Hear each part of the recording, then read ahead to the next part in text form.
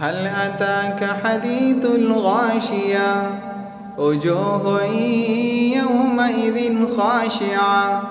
عاملة ناصبة تصلى نارا حامية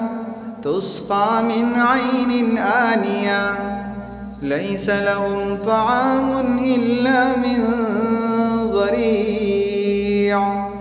لا يسمن ولا يغني من جوع وجوه يومئذ ناعمة لسعيها راضية في جنة عالية لا تسمع فيها لاغية فيها عين جارية فيها سرر مرفوعة وأكواب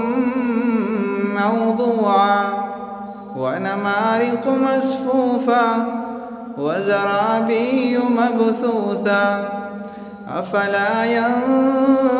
ينظرون إلى الإبل كيف خلقت وإلى السماء كيف رفعت وإلى الجبال كيف نصبت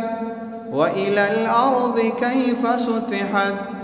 فذكر إنما أنت مذكر لست عليهم بمسيطر إلا من